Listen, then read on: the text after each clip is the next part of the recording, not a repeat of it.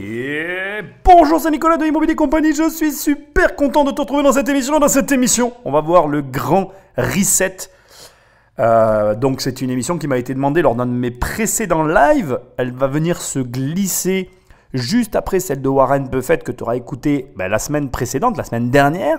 Et ça sera une émission, encore une fois, parenthèse, avant qu'on reprenne les qui veut être mon associé.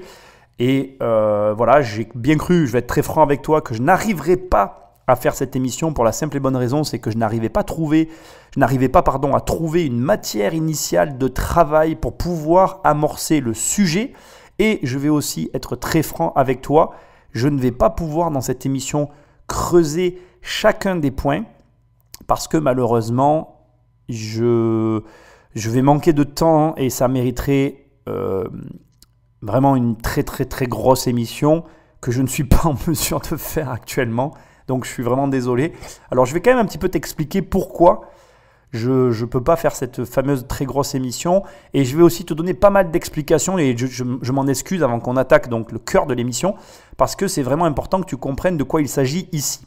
Dans cette émission-là, je vais aborder plein de thèmes parce que dans toutes ces théories, parce qu'on est dans de la théorie, je suis obligé de te le rappeler, dans toutes ces théories, il y a une part de vérité, une part de faux et puis il y a une part de connexion.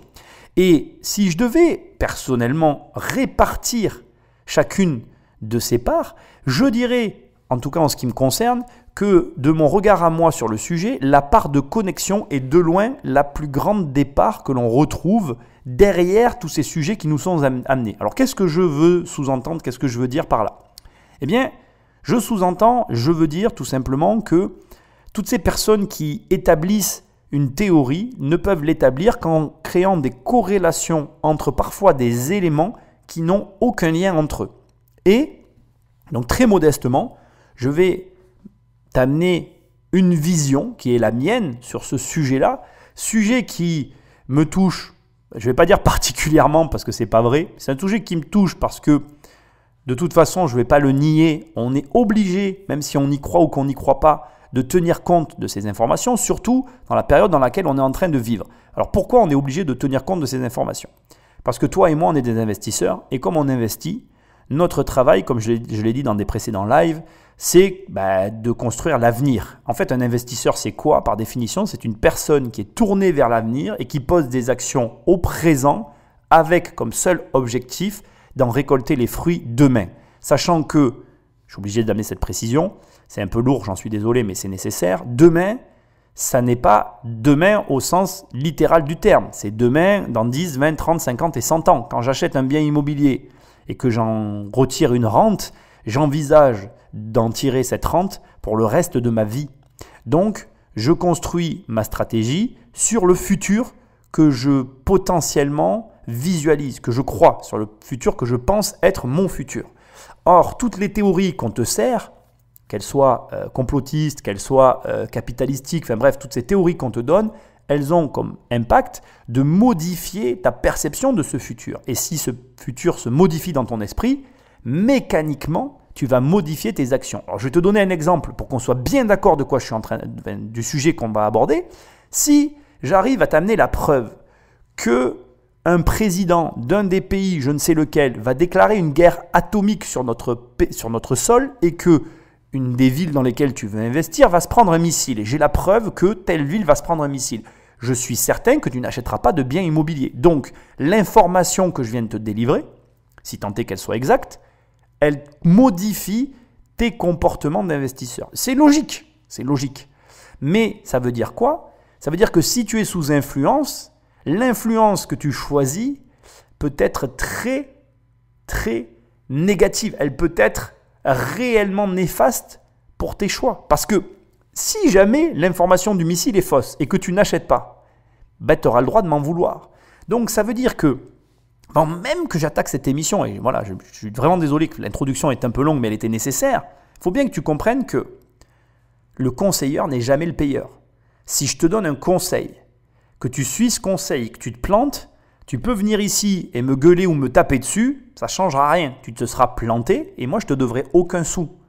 Et ça, c'est hyper important parce que le fond du problème qu'il y a derrière tout ça, et pour moi, c'est le fond du problème de tout ça, c'est que tous ces catastrophistes tous ces économistes catastrophistes que j'entends et que je respecte, parce que ça c'est très important, je les respecte. Je ne les critique pas. Mais ils nous servent la même soupe depuis plus de 10 ans. Il y en a certains qui nous répètent la même chose depuis 15 ans. Alors oui, tous les 10 ans, ils ont raison. Parce qu'aujourd'hui, on le sait, les crises, cycliquement, tous les 10 ans, il y en a une. Donc oui, tous les 10 ans, ils ont raison. Il y a des crises tous les 10 ans, de nature différente, qui se produisent. Et c'est comme ça. Mais le problème, c'est que il y a deux positions, en fait, au final. Enfin, il y en a plus de deux, mais il y en a deux essentielles. La première, c'est je les écoute et je ne fais rien. Je les écoute et je les écoute pas et du coup, je fais quelque chose. Je reste neutre, je prends l'information, je l'ingère et je l'incorpore à ma stratégie et j'en modifie ma stratégie. Bref, comme tu viens de l'entendre et je pourrais t'en donner encore d'autres, il y a plein de possibilités, en tout cas plein de façons d'intégrer à sa vie ce qui est dit par ces personnes-là, mais il y a quand même un énorme problème. C'est que si tu choisis de ne rien faire parce que tu écoutes ces discours catastrophistes, bien en fait tu perds énormément d'argent. Et moi, ça m'a toujours gêné, en fait, les mauvaises augures, les prédictions de mauvaises augures, parce qu'elles encouragent à l'immobilisme. Et si on n'est jamais sûr de quoi demain est fait, on est sûr que l'immobilisme financier est la première cause de pauvreté dans le monde. Et ça, c'est moi qui le dis. Donc, ce que j'essaye de te dire, et que je veux que tu intègres à partir de maintenant, avant même que cette émission commence, c'est que tout ce que tu vas entendre là, et même les informations que je vais te donner, ça n'est que des points de vue. Et je ne pourrai jamais prédire le futur. Ce que je sais, au moment où j'enregistre l'émission, c'est qu'on est confiné. Voilà, on est en confinement. Les choses peuvent s'aggraver, elles peuvent s'améliorer, elles peuvent évoluer d'une façon plutôt que d'une autre. Mais d'aucune façon et d'aucune manière, tout ce que tu vas entendre dans cette émission n'est vérifiable et ne peut être vérifié tant que ça n'est pas arrivé. Donc, en définitive, personne, ni même moi, ne connaît le futur. Je vais simplement analyser des éléments en recroisant des informations pour venir étayer ou contre-argumenter certains sujets. On va parler du grand reset, on va parler du vrai sujet dont vous voulez parler. On est bien dans cette émission, mais choisis bien qui te prédit ton avenir parce que l'avenir que tu écoutes est le présent que tu construis. On attaque et comme d'habitude, parce que j'ai failli oublier, mais rappelle-toi que si tu veux m'aider, tu prends le téléphone d'un ami et tu l'abonnes sauvagement à cette émission. Et au passage, tant qu'à tenir le téléphone de quelqu'un d'autre et à créer du lien social, tu me laisses un avis et des commentaires avec des petites étoiles parce que ça m'aide beaucoup. Puis je lis tous tes commentaires et ça me fait super plaisir. Sinon, tu vas sur le site immobiliercompagnie.com dans l'onglet formation. Il n'y a qu'une seule formation, 1 million. Tu cliques et on travaille ensemble. Sinon, toujours sur le même site immobiliercompagnie.com dans l'onglet livres, eh bien, il y a des livres. Il y a Devenir riche sans argent et devine quoi? Je t'offre les 100 premières pages de mon livre. Et si jamais tu l'as aimé, achète-le sur Amazon, la Fnac, bref, où tu as envie. Et si jamais tu veux me le prendre sur mon site, tu peux aussi le prendre. Et là, tu as un pack complet avec le livre numérique, le livre audio et le livre papier. Tout ça en un seul prix, tu reçois tout chez toi et ça me fait super plaisir. Donc sans plus attendre, Magnéto Patrick, on écoute le grand reset selon le forum de Davos. Tout le monde est partant pour le grand reset. Enfin, presque tout le monde. Il y a un gars qui a le pouvoir de faire quelque chose pour arrêter ça, et vous savez exactement de qui je parle. Alors, avant que tu vois de qui il parle, même si tu as peut-être une idée, on va un petit peu cadrer tout ça, parce que je t'ai teasé, mais il est temps de rentrer dans le vif du sujet. C'est quoi, Nicolas, le forum de Davos? C'est quoi le grand reset? Et qui y a derrière tout ça? Alors, le forum de Davos a été fondé par Klaus Schwab. Et en fait, pour faire simple, c'est un regroupement, moi je vais présenter ça comme ça, qui propose des conférences, d'accord? Et durant ces conférences et ces regroupements, ils raisonnent, ils réfléchissent sur les grands sujets du monde. Alors bien évidemment, ni toi ni moi, nous sommes invités, pour que Klaus Schwab se daigne à bien vouloir nous inviter, il faut faire partie des grands de ce monde, des influenceurs, mais pas ceux qu'on voit sur Instagram, non, de ceux qui nous influencent au niveau politique, au niveau de certaines sociétés qui ont une influence telle que elles rentrent dans le cadre de ces influences qui ont une vraie prise sur le monde. Bref, on est face à quelque chose qui pourrait s'apparenter à ces réunions de riches dont on entend des fois parler, comme le siècle, comme à plus petite échelle et qui est plus dans notre entourage, les francs-maçons, tout ça. Bref, des gens qui ont une certaine influence et qui daignent à vouloir réfléchir à notre sort à nous, de pauvres petits humains.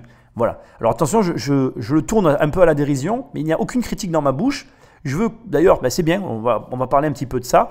Il faut que tu comprennes quelque chose. Alors que tu fasses partie d'un des mouvements dont je viens de parler, ou que tu n'en fasses pas partie, ou que d'une façon ou d'une autre, tu fasses partie d'un regroupement, il faut que tu intègres tout de suite que depuis toujours, les êtres humains se regroupent entre eux en fonction de divers éléments. Alors, il existe des loups solitaires comme moi. Moi, je suis un loup solitaire. Je suis quelqu'un qui n'aime pas ce genre d'éléments, mais je vais quand même te donner un témoignage personnel et qui est réel. C'est qu'à des moments, je ressens le besoin de faire partie d'une communauté. Ça m'arrive, j'ai cette volonté, mais comme j'ai la flemme de faire tout ce qu'il faut derrière pour que ça arrive, ça n'arrive jamais dans mon cas.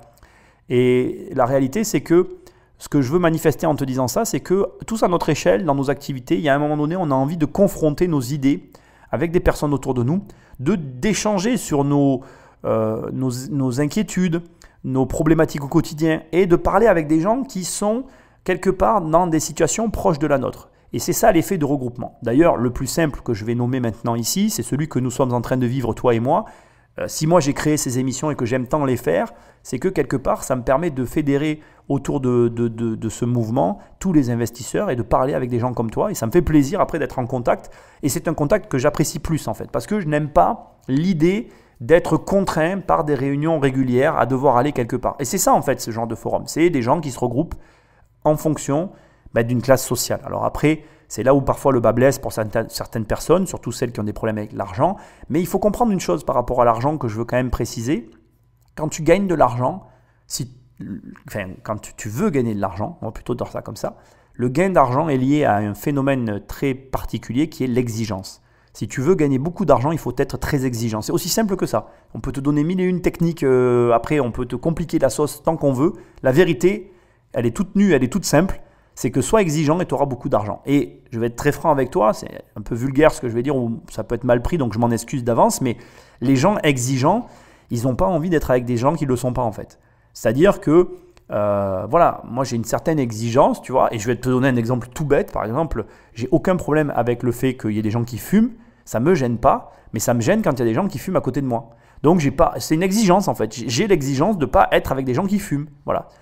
Ou alors après, comme je dis, tu fumes très bien, mais fume pas là, tu sors, tu vas ailleurs et puis tu reviens me voir après. Et j'ai aucun problème, c'est pas tu vois, c'est pas, je veux pas que le fumeur croie que je lui monte du doigt. Ça me gêne pas qu'il fume.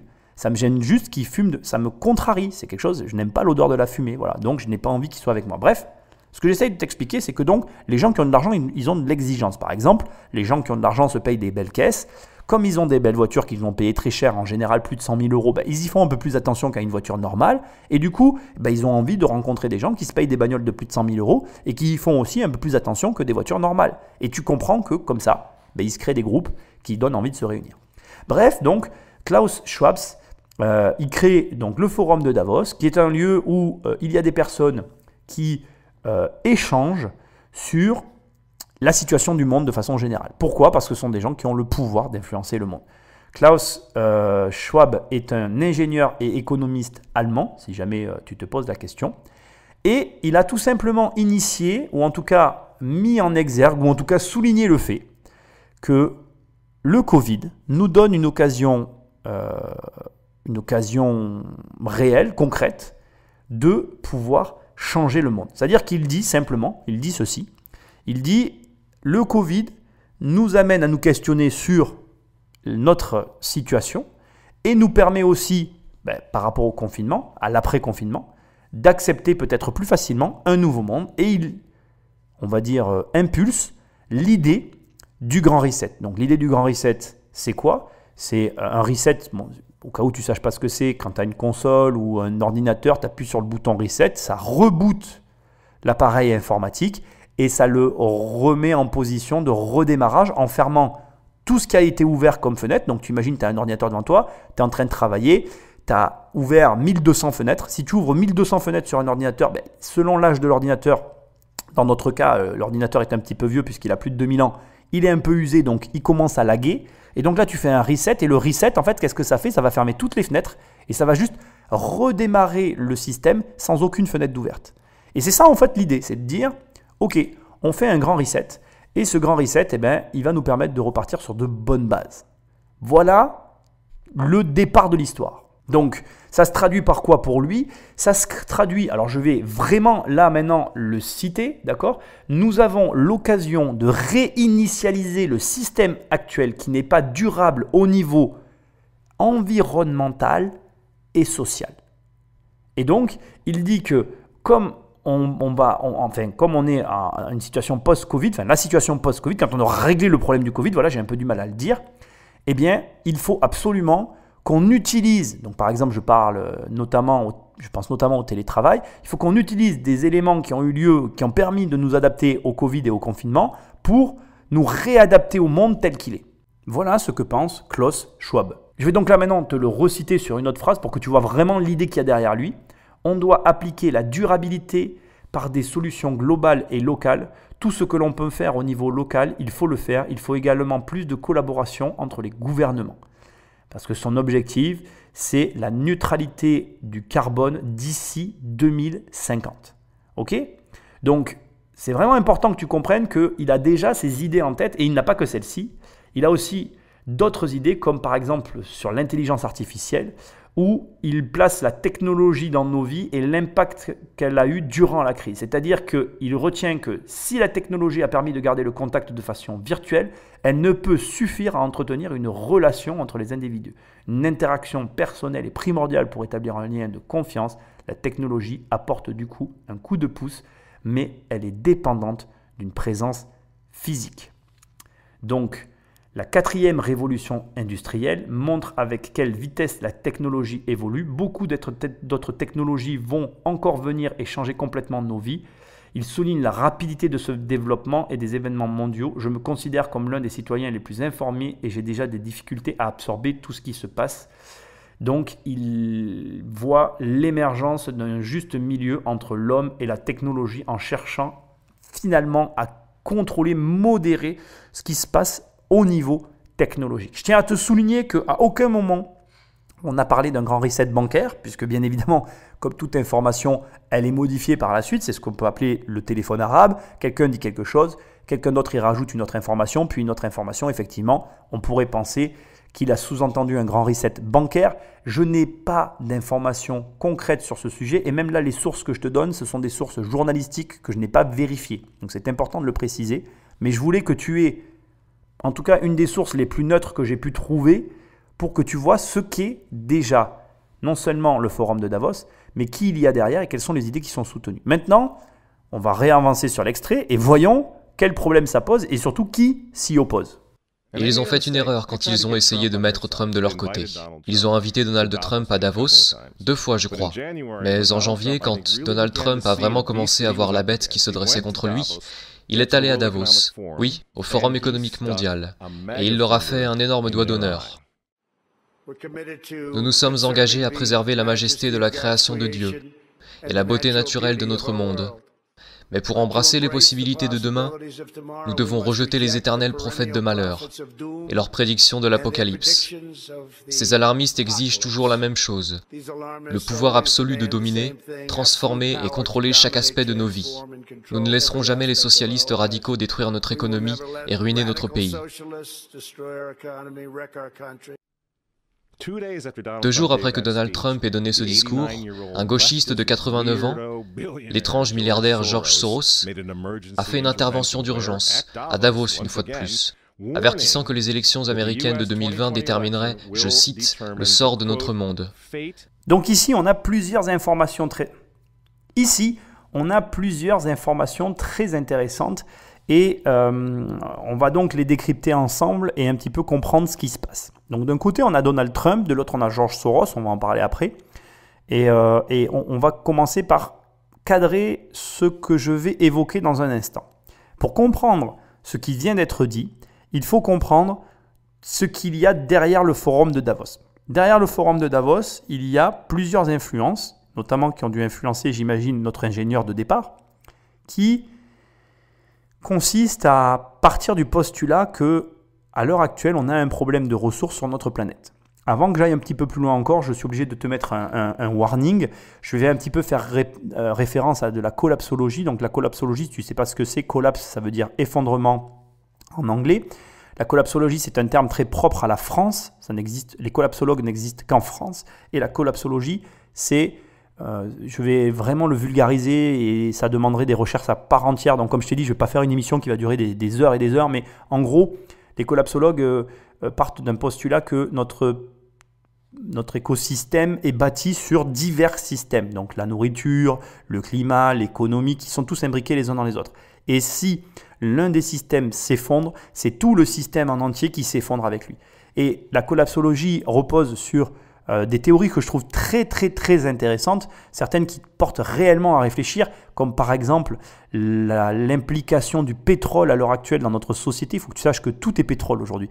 Et même depuis que je me suis intéressé à ce sujet, je suis choqué que ma fille, elle ait une sucette dans la bouche. La sucette de ta fille qu'elle a dans la bouche, ou de ton fils, c'est du pétrole. Le plastique, c'est du pétrole. Donc je veux dire, ça te montre jusqu'à quel degré on est biberonné, et c'est pas qu'une image, au pétrole, quoi. Je veux dire, et donc du coup, les collapsologues ont constaté que même les agriculteurs n'ont jamais prévu l'éventualité d'un monde sans pétrole. Donc bon voilà, ils ont mis le doigt sur des problématiques que je trouve très très intéressantes et qui méritent qu'on s'y arrête. Bref.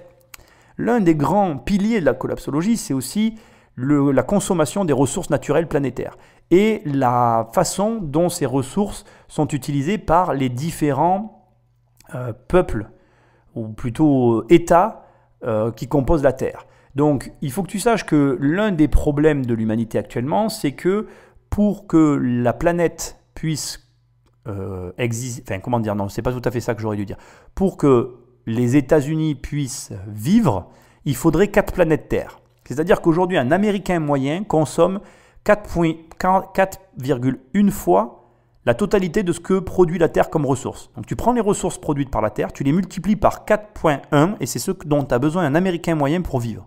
Donc je remets les choses dans le contexte de ce que tu viens d'entendre. En clair, donc pourquoi Donald Trump a fait un doigt, comme dit la personne dans ce reportage, au forum de Davos, parce que le forum de Davos et beaucoup d'organisations mondiales militent aujourd'hui contre le mode de vie des Américains. Parce que les Américains consomment 4,1 fois les ressources que le globe est en mesure de fournir. Mais je te rassure, ne va pas t'imaginer que les Américains sont les seuls dans ce cas-là. Les Européens, comme toi par exemple et moi, les Français, on consomme 2,5 des ressources de la Terre. L'Inde ou le Népal consomment 1,9 et le Bangladesh ou les Costa Rica consomment 1,4. Ce qui veut dire que, on va être clair, on est en surconsommation. On est trop gros, on est trop gras, on prend trop, on ne laisse pas assez, on est en train de tout détruire. Un très très bon exemple, c'est la mer d'Aral. Je t'invite à te renseigner sur le sujet qui en 50 ans a totalement disparu. Tout ça pour de l'agriculture de coton.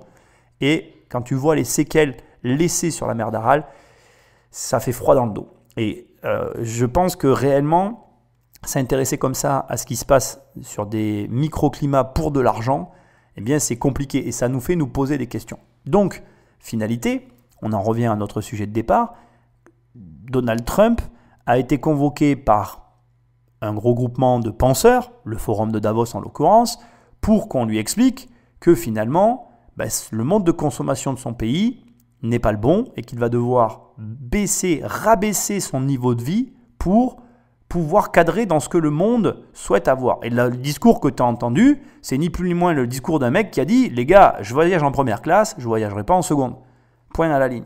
Mais on va étendre un petit peu le débat et réfléchir un petit peu à ce qu'il y a caché derrière ça, parce que, je veux qu'on soit très clair, toi et moi, je ne critique absolument pas Donald Trump et je ne peux pas le critiquer. Pourquoi ? Parce que les gouvernements, tous les gouvernements du monde ont besoin d'hommes comme ça en fait. Et je n'ai pas d'idée politique derrière ce que je vais t'expliquer, je veux que ce soit très clair.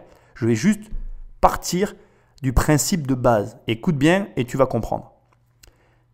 Le président actuel américain, on ne va pas le nommer, on va essayer de l'anonymiser ou le rendre anonyme pour quelques minutes, ne défend que les intérêts de son peuple.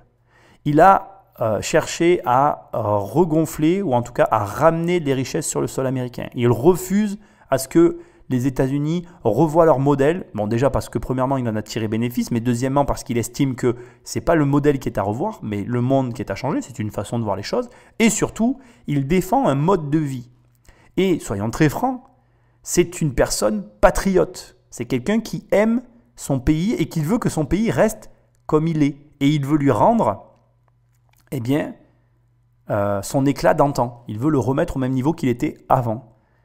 À quelle heure et qui peut reprocher à une personne de faire ça pour son pays? Si aujourd'hui la France avait un président comme ça, je l'appellerais peut-être pas Jean-François et je le respecterais un petit peu plus. Parce qu'aujourd'hui, si toi, moi et tous, on s'accorde sur un point, c'est qu'on en a ras-le-bol d'avoir des Jean-François qui nous prennent, un, pour des idiots, qui, deux, n'agissent que dans leurs intérêts, qui, trois, ne considèrent pas le peuple. Et comment veux-tu qu'on croie à une parole politique quand cette même parole politique, entachée d'affaires, de malversations et de magouilles, nous explique comment nous comporter quand eux-mêmes ne sont pas capables d'agir ne serait-ce que dans l'intérêt de la nation? Quand tout ton peuple te dit que tel comportement nous semble bizarre et n'est pas acceptable, et que tu le continues à le maintenir et à le soutenir, comment veux-tu qu'on te respecte? C'est compliqué d'attaquer Donald Trump sur ce sujet parce que clairement, de mon point de vue, Donald Trump défend les intérêts de la nation et les intérêts de son peuple. Et ça, quoi qu'on en dise, peu importe ce qu'on pense de l'homme, on ne peut pas reprocher l'attitude politique car c'est ce que tout peuple attend de son dirigeant. Après, je te laisse réfléchir sur le reste du sujet, mais voilà le débat. Et le débat, c'est donc une personne qui est patriote et qui refuse complètement que, en face de lui, d'autres personnes lui expliquent comment doit vivre son peuple. Maintenant, intéressons-nous une seconde à George Soros. Alors, je ne sais pas si tu sais qui il est, mais c'est un spéculateur. C'est un spéculateur qui, entre autres, a spéculé contre des États. Dans ses faits d'armes, je crois qu'il y avait quelque chose en lien avec l'Angleterre. Bon, je te laisserai faire aussi des recherches sur le personnage. Je suis un peu intrigué et toujours un peu amusé quand on a droit à un petit commentaire du genre c'est un gauchiste. Je ne le sais pas, mais je trouve que c'est un attelage de mots assez amusant. J'ai des doutes sur le fait qu'un spéculateur à ce niveau-là, qui est un milliardaire spéculateur, soit un gauchiste. Mais au demeurant, si on recontextualise ce que je viens de te dire, le fait qu'ils disent que si Trump est réélu, le monde court à sa perte, l'image n'est pas liée à de la finance, elle est liée à ce que je viens de te dire. Car effectivement, quand tu es face à une personne qui refuse d'entendre que le monde de consommation de son pays est en train de détruire son écosystème, et encore une fois, je t'invite à regarder la mer d'Aral, qui est vraiment un très très bon exemple, eh bien, tu comprends que sur le moyen court terme, si le comportement n'est pas modifié, ce n'est pas un problème économique qui leur pend au nez, c'est un problème structurel à tout un tas de niveaux qui est, est-ce qu'ils vont pouvoir continuer à se nourrir au vu des consommations de nourriture, enfin au vu de la consommation qu'ils peuvent avoir au niveau de la bouffe? Est-ce qu'ils vont pouvoir continuer à maintenir leur niveau en ayant ce niveau-là de consommation, leur niveau de vie général en ayant un tel niveau de consommation nutritionnelle? C'est ce que je pense, sous-entend George Soros. Donc encore une fois, quand tu entends un discours comme celui-là et que tu n'as pas l'ensemble des éléments, l'information n'a pas la même saveur. Car effectivement, si j'y racole juste ce que je t'ai dit tout à l'heure, à savoir les ressources produites par la planète et le volume consommé par pays, tu comprends très bien que, voilà, d'un côté, je comprends que Donald Trump ne veuille pas redescendre en seconde classe, d'un autre côté, je comprends que George Soros, peu importe son bord, eh bien, n'accepte pas ou en tout cas déclare que le monde court à sa perte avec ce dirigeant. Maintenant, pour l'instant, il n'y a pas de complot, pas à mes yeux en tout cas, mais voyons un petit peu la suite des événements. Maintenant, puisqu'on parle de Davos, jetez un coup d'œil une fois de plus. C'était un mois après que Donald Trump s'est adressé à Davos et leur a fait un doigt d'honneur. Voici ce que le pape François et l'économiste Jeffrey Sachs ont répondu. C'est un pays dangereux en ce moment. Il sera absolument dangereux si Trump est réélu.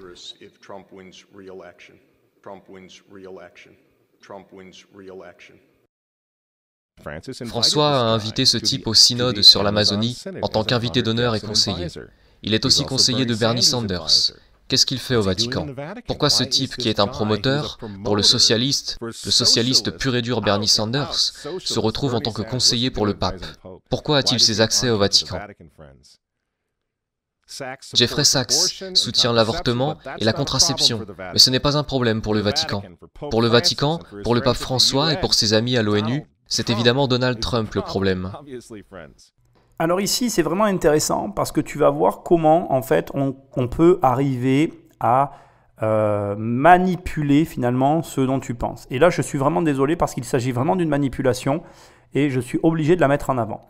Ici, on était dans un discours pour l'instant qui était relativement logique et qui avait différentes explications et que je trouvais cohérent. À partir de là, il y a un nouveau personnage qui est introduit et qui va servir à diaboliser notre ami Donald Trump. Alors avant qu'on revienne sur l'histoire de Trump, qu'on va suivre dans un instant bien évidemment, je suis obligé de te parler de Jeffrey Sachs. Donc Jeffrey Sachs, voilà ce qui a été déclaré dans notamment cette émission que tu viens d'écouter. Je vais te repasser le passage tellement c'est important. François a invité ce type au synode sur l'Amazonie en tant qu'invité d'honneur et conseiller. Il est aussi conseiller de Bernie Sanders. Qu'est-ce qu'il fait au Vatican? Pourquoi ce type qui est un promoteur pour le socialiste pur et dur Bernie Sanders, se retrouve en tant que conseiller pour le pape? Pourquoi a-t-il ses accès au Vatican? Une question est posée et je vais y répondre, mais avant de répondre à la question, pourquoi il est là, j'aimerais bien qu'on prenne une seconde pour s'arrêter sur vraiment ce terme précis. Je suis désolé, mais c'est important. Pourquoi ce type qui est un promoteur? Ce type qui est un promoteur.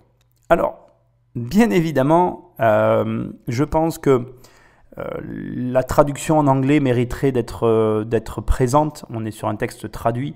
Mais je voudrais te souligner, qu'est-ce qu'un promoteur? Parce que si tu écoutes le mot promoteur, déjà en plus, double peine pour nous parce que tu es un investisseur, donc tu vas tout de suite penser à promoteur immobilier.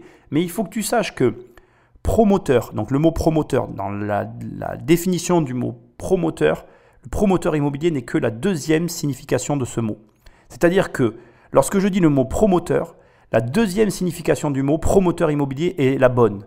Et donc, personne ou société qui assure et finance la construction d'immeubles n'est que le deuxième sens derrière ce mot. Et c'est marrant parce que moi aussi, ça m'a interpellé quand j'ai fait mes recherches, parce qu'en réalité, le premier sens du mot promoteur est effectivement une des façons dont pourrait être présenté Jeffrey Sachs, mais je trouve que ce n'est pas encore la bonne façon de le présenter, mais tu vas voir.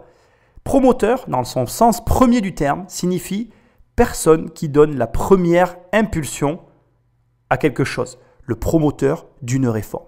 Et pour le coup, la première définition est bien choisie parce que Jeffrey Sachs n'est pas de profession promoteur, mais il est effectivement l'impulseur, mais ça ne se dit pas, il a à son actif l'impulsion de plusieurs réformes et on va en parler. Alors, déjà, j'aime pas ça du tout parce que je trouve que je pense et j'en suis convaincu que le terme promoteur n'est pas choisi au hasard. C'est un terme péjoratif et je pense, en tout cas personnellement, que je n'aurais pas choisi ce mot pour définir Jeffrey Sachs parce que j'aurais pertinemment su qu'en l'utilisant, ça aurait créé une confusion dans ceux qui auraient écouté l'émission. Et donc, à l'inverse, je suis quasiment du coup convaincu que le mot a été choisi pour créer cette confusion. Pourquoi? Parce que, à moi maintenant de te donner, et tu vas beaucoup rigoler, quelle est à ton avis la profession, le vrai métier de Jeffrey Sachs?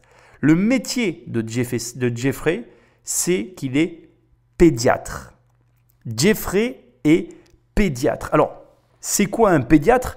Un pédiatre est une branche de spécialisation de la médecine qui étudie le développement psychomoteur et psychologique normal de l'enfant ainsi que toute la pathologie qui y a trait de la naissance à la période post-pubertaire, où il devient donc adulte.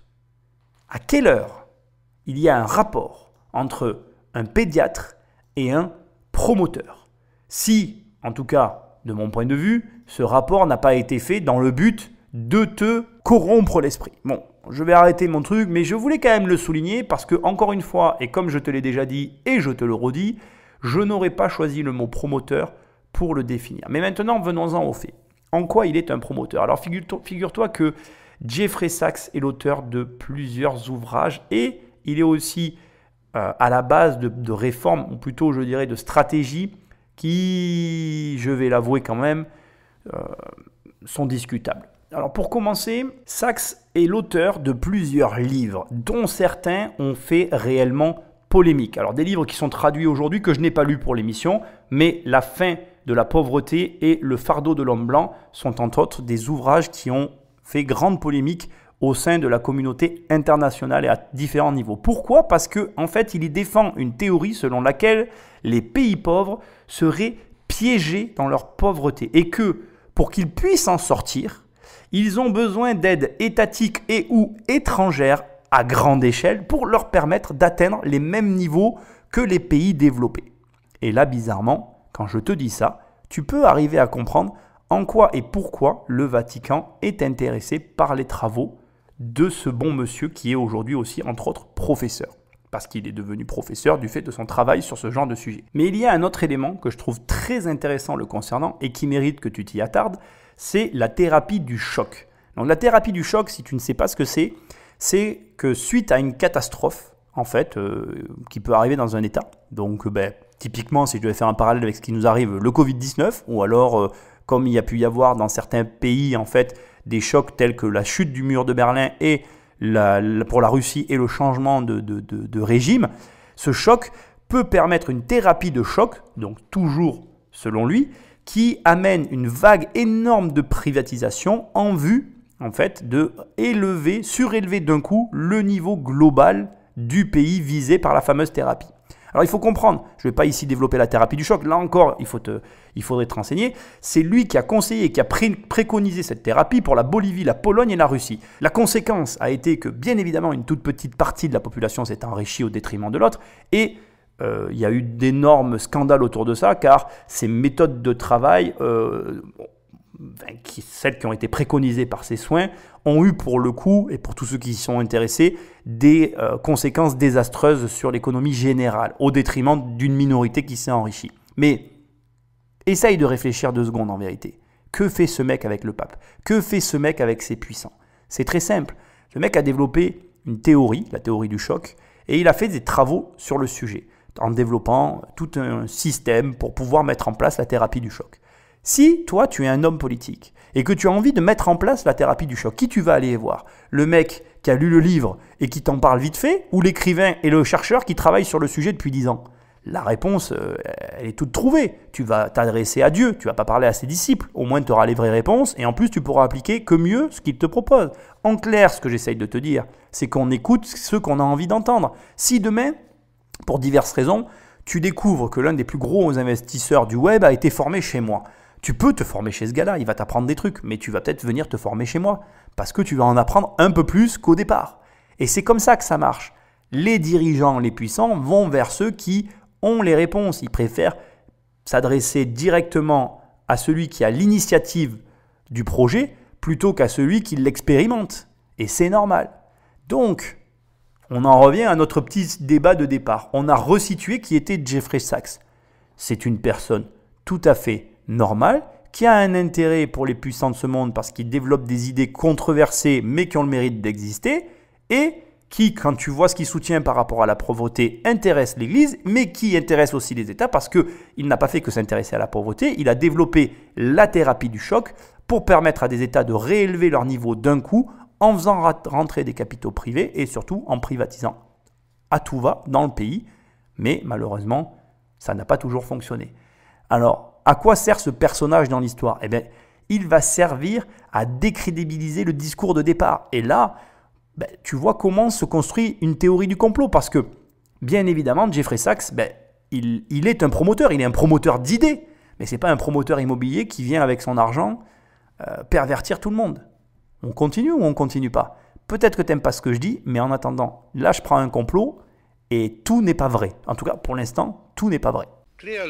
Je considère clairement l'administration Trump comme un danger pour le monde, mais tel que je le vois, comme un phénomène purement temporaire, qui disparaîtra en 2020.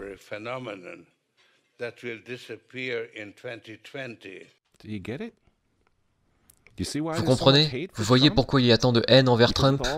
Parce que malgré tous ses défauts, il est capitaliste, il n'est pas mondialiste. Il ne sera jamais l'un d'entre eux. C'est pourquoi il a retiré les États-Unis de l'accord de Paris sur le climat.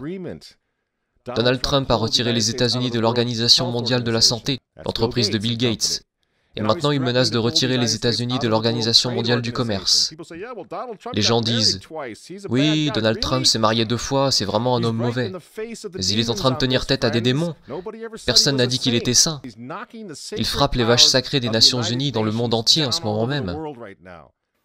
L'Assemblée générale vote couramment à 185 voix contre les États-Unis sur presque tous les sujets désormais. Ah là là, c'est compliqué parce que, en fait, après, on fait des connexions entre des points qui n'ont aucun lien. On recommence, on va repartir de mon postulat.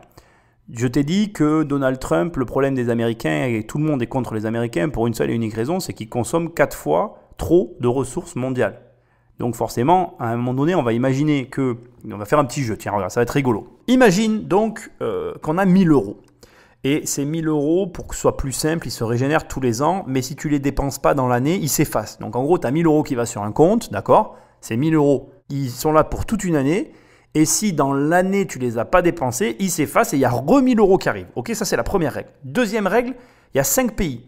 Et ces 5 pays peuvent tirer sur ces 1000 € dans l'année tant qu'ils veulent. Et à l'année d'après, ça repart de 1000 €. Donc la première année, on va imaginer qu'il y a les USA, la France, le Japon, la Russie et la Chine.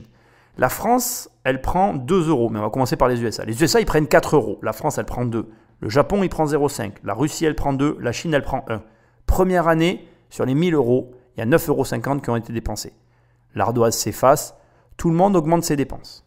La deuxième année, les USA, ils disent, bon, allez, cette année, on prend 8 €. Du coup, la France, elle prend 4. Tout le monde double. La France, elle prend 4. Le Japon, il prend 1 €. La Russie, elle prend 4. Et la Chine, elle prend 2 €. Parce qu'elle avait 1 €, elle en prend 2. Donc là, ils ont dépensé 19 €. Ça s'efface et ça recommence. Ce qui devient intéressant, c'est quand on va commencer à taper dans la 4e ou la 5e année. Là, on commence à avoir des euros qui commencent un peu à être sympas. Les USA, ils vont prendre 64 €. Ils ont doublé tous les ans. Donc la 4e année, ils prennent 32 € la 4e année, les USA. 16 € pour la France, 4 € pour le Japon, 16 € pour la Russie, 8 € pour la Chine. Ils ont dépensé 76 €, quasiment un dixième de cet argent qui va se réeffacer et qui va recommencer. L'année suivante, on passe donc à 64 € pour les USA, 32 € pour la France, 8 € pour le Japon, 32 € pour la Russie, 16 € pour la Chine. Si tu continues à doubler comme ça, à ton avis, pendant combien de tours on peut encore jouer? En vérité, tu ne dépasses pas les 8 ans. Il faut 8 ans pour que le système s'effondre.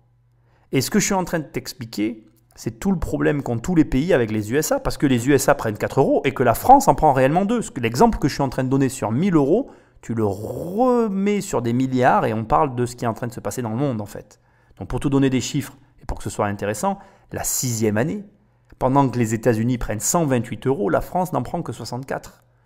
Et le Japon, lui, n'en prend que 16, alors que la Russie en prend 64 elle aussi, et que la Chine ne prend que 32 €. Bilan de l'année, 304 € de dépensés pour 1000 €. J'ai envie de te dire, jusque-là, tout va bien, parce qu'on n'est pas en dette, on n'est pas endetté. On est dans la moyenne des dépenses qui peut être tolérée finalement par la planète. Parce que le jeu auquel on est en train de jouer, c'est le jeu de la planète. Et sauf qu'à la fin de ce jeu-là, je ne vais pas te dire simplement qu'on est à découvert, non. À la fin de ce jeu-là, l'être humain meurt, l'humanité s'éteint. Prenons l'année d'après, la 7e année. Et là, ça devient intéressant. Les États-Unis captent à eux seuls 256 €, alors que la France va capter que 128. La même chose que la Russie. Le Japon prend 32 € alors que la Chine n'en prend que 64. Non seulement la répartition n'est pas équitable, parce que si tu parles en termes de pays, la Chine qui est le plus gros pays, c'est pas celle qui en prend le plus. Mais en plus, ça veut dire que le plus petit, enfin pas le plus petit, mais qu'il y a un pays qui draine tout à lui tout seul. Tu prends les USA la 8e année, et c'est là que ça devient fou.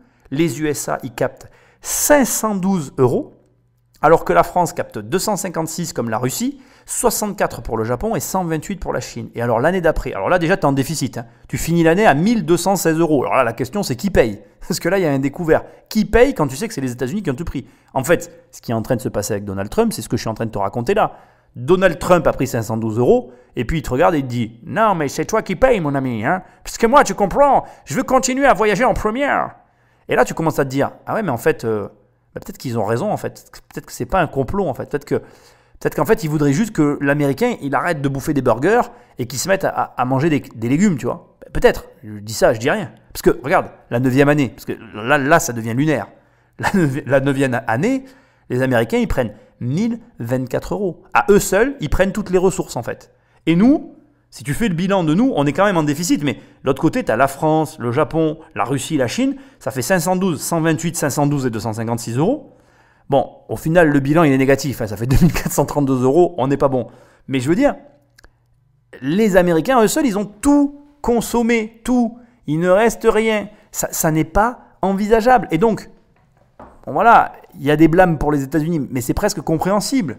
Alors là, maintenant, il vient le moment où je dois te parler de Bill Gates. Parce que là, tu as compris le problème, en fait. Je pense que là, avec cette image, avec ce petit jeu, tu as compris le problème. Maintenant, on va parler de Bill Gates. Parce que là, il y a une petite disquette qui a été glissée et que je veux quand même rétablir. J'aimerais que tu comprennes un petit peu de quoi il s'agit réellement, les enjeux. Parce que maintenant que j'ai posé la problématique, voyons les enjeux. Alors, tu ne vas pas être d'accord, tu vas peut-être, comment je vais dire, peut-être sauter au plafond, dire que moi je suis de leur côté ou que je fais partie de je ne sais quel groupement. Mais prenons le premier problème de Bill Gates que nous avons avec Bill Gates. Voilà, on va prendre le premier problème. Le premier problème qu'il y a avec Bill Gates et qui est trop méconnu, c'est que la polio. Est-ce que tu connais la polio ?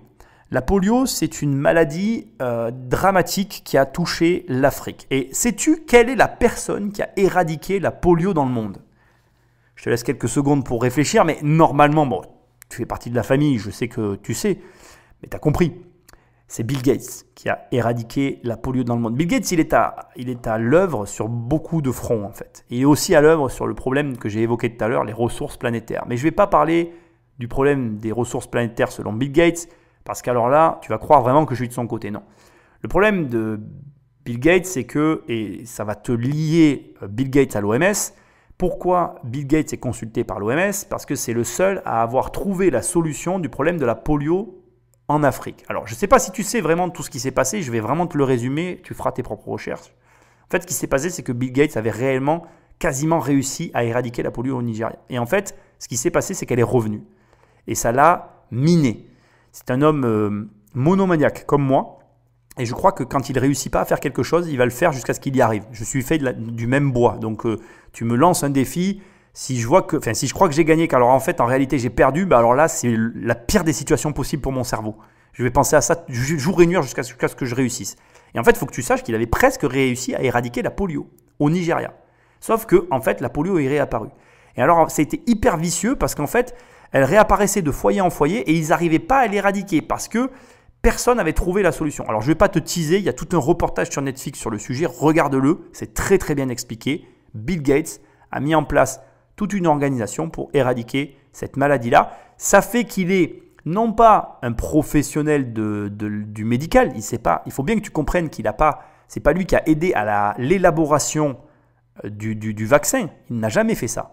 Il a aidé à la mise en œuvre de comme une guerre en fait si tu veux. Il a mis en place la stratégie qui a permis d'éradiquer la polio parce que c'est de ça dont on parle. Il a fallu qu'il élabore une stratégie qui lui a permis d'éradiquer le foyer de diffusion de la maladie. Et c'est ça qu'il a fait. C'est un stratège. Voilà, il en faut. Tu sais, à la guerre, il y a des stratèges qui coordonnent la guerre. C'est pas le général que tu vois sur son cheval, comme on te montre dans les films. Le problème, c'est qu'en fait, t'es nourri au film, en fait. Donc, du coup, maintenant, tu crois que le général, c'est aussi le stratège. Non, en fait, les généraux, ils ont un stratège. Après, c'est eux qui décident de la stratégie qu'ils vont adopter. Mais c'est pas eux qui l'élaborent. Et pour élaborer les stratégies, il faut un stratège. Bill Gates en est un. Voilà pourquoi il travaille avec l'OMS. Maintenant, le deuxième problème qui fait que Bill Gates est le méchant manipulateur du monde. Bon. Je vais commencer par ça parce que je pense que c'est de loin la meilleure façon d'illustrer le problème. Ok, si tu devais classifier les pays par ordre de richesse dans le monde, d'accord ? Le premier pays, c'est les États-Unis, sans surprise, d'accord ? Après, tu as des regroupements de pays, dont je ne vais pas parler ici pour ne pas noyer le poisson. Donc, on va faire simple, on élimine les regroupements de pays. On va juste prendre, en 1, c'est les États-Unis, en 2, c'est le Royaume-Uni, en 3, c'est l'Allemagne, et après, ça continue, on s'en fout. Voilà. Tu as tout un classement. Bon, tu sais où est-ce qu'il est, Bill Gates ? Il est juste derrière les États-Unis. Voilà. Pourquoi ? Parce que dans la fondation Bill Gates, il y a Warren Buffett. Ils se sont regroupés. Et ce regroupement-là, c'est juste le regroupement le plus puissant du monde en termes financiers. C'est-à-dire que c'est eux qui ont un paquet d'argent sur leur compte. Et là où le bas blesse, c'est que, oui, évidemment, ils ont fait des dons à l'OMS à hauteur de 194 millions de dollars. Je te le redis pour que tu entendes, 194 millions de dollars, 200 millions. Voilà, un tiers, on n'est pas loin du tiers du milliard de dollars donnés à l'OMS par Bill Gates. Donné. Tu n'as jamais gagné ça dans ta vie, mec. Lui, il l'a donné. Ok ? Et alors, là où ça pose problème, c'est que c'est à la fois un consultant stratégique pour l'OMS, mais en plus, c'est un des principaux donateurs de l'organisation. Maintenant, moi, je suis quelqu'un de très factuel. Ça va être très froid, ce que je vais te dire. Bill Gates ne pourra jamais être propriétaire de l'OMS. C'est au mieux un fantasme, au pire de la masturbation de cerveau. Est-ce que tu sais ce que c'est que l'OMS ? C'est une organisation supranationale qui dépend de ses États membres. Donc, conclusion, il y a des statuts et ces statuts n'autorisent que des États pour être membres. À quel moment dans la phrase je t'ai dit Bill Gates est un État ? Je ne te l'ai jamais dit. Donc arrête de croire de la merde, parce que c'est de la merde qu'on te dit. Je serai à côté de toi, j'aurais envie de te taper. Putain, prends tes 2 petites mimines et tape sur Google. Et va voir, comme j'ai fait tout à l'heure dans ce reportage, pour notre promoteur. Je ne vais pas t'en reparler. C'est ce qu'on appelle de l'utilisation à des fins néfastes d'informations pour t'orienter dans une direction. C'est très grave. Et le pire, ce n'est pas l'information, c'est que tu la manges, tu la gobes tout cru. Ah oui, parce que c'est sûr, on va être franc et je vais être un peu violent. Et tu n'es sûrement pas capable de les donner parce que tu n'es déjà pas capable de les gagner en premier lieu. Donc forcément, comme tu ne sais pas les gagner, ça te fait chier en fait qu'il y ait un mec qui les donne. Parce que s'il les donne, ça veut dire qu'il lui en reste. Ouais, il lui en reste. Et il lui en reste beaucoup encore. De l'argent. De la monnaie, du fric, du flouze, du pèse. Arrête de me faire chier avec ça. Là, tu vois, je suis désolé. Sur des principes d'information qui sont mal déroulés, on en tombe dans des déductions qui sont carrément pourries en fait. C'est pourri de l'intérieur. Je veux dire, comment tu peux te laisser croire à un instant, comment tu peux gober un instant qu'une personne va rentrer dans une association étatique. Je veux dire, admettons, poussons le vice. Est-ce que tu penses que des Jean-François, tous aussi incapables les uns que les autres de gagner de l'argent, vont laisser rentrer un mec stratège et riche, plus riche qu'eux, dans une association où ils ont un peu de contrôle? Je veux dire, si tu n'es pas intelligent au point d'y croire, et au moins un peu de bon sens, essaye de sauver les meubles, fais-moi plaisir. Vas-y, redors-toi un peu le blason. Ça en est tellement stupide que je n'ai même pas envie de me prononcer sur ce sujet. Je le fais vraiment parce que ça m'a été demandé et que si tu veux, à un moment donné, la géopolitique, c'est très compliqué et les gens ne comprennent pas en fait. Parce que poussons le vice. Imaginons que tout ça soit vrai. Et imaginons vraiment une seule seconde que Bill Gates soit l'homme qui dirige le monde. Mais Bill Gates, il n'a pas toujours été là. Qui dirigeait le monde avant lui ? Parce que tu vois, c'est pareil, si on pousse le vice, les mecs disent Mark Zuckerberg, il est aussi dans le complot. Mais qui dirigeait le monde avant Mark Zuckerberg ? Parce que si le monde est dirigé, il faut qu'il soit dirigé en permanence, tu vois. C'est comme tout. Ta voiture, quand tu n'es plus dedans, elle n'avance plus, tu vois, il n'y a plus personne qui la dirige. Donc ça voudrait dire que quand Bill Gates n'était plus là, le monde ne marchait plus. Ah, il y avait quelqu'un d'autre. Vas-y, cite-le-moi, vas-y. Attends, j'écoute. Ah non, ouais, mais il n'y a rien à écouter parce que tu n'as rien à me dire en fait. Non, en fait, ce qui te dérange, c'est qu'il est riche, quoi. Voilà. Le problème, c'est qu'il est riche et que comme il est riche, c'est plus facile de se dire que c'est sa faute. Voilà. C'est sa faute, tout va mieux, j'ai un coupable. Bon, écoute, reposons un petit peu tout ça et recentrons-nous sur le vrai sujet qu'il y a derrière. Parce que sinon, je vais m'énerver, ça ne va pas le faire. Bon, le vrai sujet, c'est qu'il y a un État, les États-Unis, qui à eux seuls consomment plus que toute la planète réunie et que s'ils continuent, on va tous mourir. Mais j'ai une question à te poser maintenant, une vraie question de fond. Le sujet de tout ça, c'est que je pense que tu le comprends. Tu as d'un côté des États qui ont conscience de nos ressources limitées et qui sont en train de s'organiser pour faire face. Il faut que tu saches par exemple que la Norvège s'est déjà organisée et que ce sont des pays cités en exemple aujourd'hui car ils sont en train de se couper complètement du pétrole et espèrent vraiment s'en détacher totalement pour pouvoir proposer un autre futur à l'espèce humaine. Bref, le sujet il est le suivant. Tu as d'un côté une personne, Donald Trump, qui ne veut s'entendre avec personne et qui veut préserver à tout prix son style de vie. Et tu as de l'autre côté des États qui sont en train de s'entendre pour essayer de trouver des compromis par rapport à notre mode de fonctionnement et pour essayer de se réorienter dans une autre direction. Mais il y a une dernière problématique. Donald Trump peut se permettre peut-être d'agir de la sorte parce que lui-même a un joker dans sa manche. En tout cas, c'est ma vision, c'est Tesla. Et ne crois pas que Tesla ne joue pas un rôle énorme dans ce dont nous sommes en train de parler ici, parce que si Trump n'avait pas Tesla sur son sol, il n'aurait pas une alternative au pétrole qui lui permet de dire fuck à tout le monde. Ce fuck dont on parle dans cette émission, il est pour moi lié grandement à Tesla et je pense personnellement que beaucoup de personnes sous-estiment l'avenir que Elon Musk est en train d'essayer de construire. Mais ça, je ne vais pas en parler ici parce que là encore, c'est une théorie personnelle et comme je te le dirai depuis le départ, tout ça ne sont que des théories personnelles. Mais ce qui est vrai, et ce que moi je comprends, c'est qu'aujourd'hui, il y a plusieurs visions du monde qui sont en train de s'affronter. Et c'est ce qui doit ressortir de cette émission que tu dois entendre. Et il n'y a pas de vision qui soit meilleure les unes que les autres. Tu dois choisir celle qui te correspond le mieux. La seule vérité qui, j'espère, fera un consensus, et dont on est tous conscients aujourd'hui, je crois, avec ce qu'on est en train de vivre, c'est que on ne va pas pouvoir continuer à vivre comme on a vécu jusqu'à maintenant. Ça me semble évident pour tout le monde. Même si la pilule est dure à avaler, va bien falloir qu'on l'avale d'une façon ou d'une autre. Et du coup, si Trump s'oppose au reste du monde, c'est parce que Trump souhaite faire perdurer le modèle américain de surconsommation tel qu'il est actuellement le plus longtemps possible. Et vous vous souvenez, puisqu'on parle des Nations Unies, en novembre 2019, juste avant que le coronavirus arrive, Trump est allé aux Nations Unies, à l'Assemblée générale, et il a déclaré la guerre au mondialisme. Les dirigeants avisés mettent toujours le bien de leur propre peuple, de leur propre pays, en premier. L'avenir n'appartient pas aux mondialistes. L'avenir appartient aux patriotes.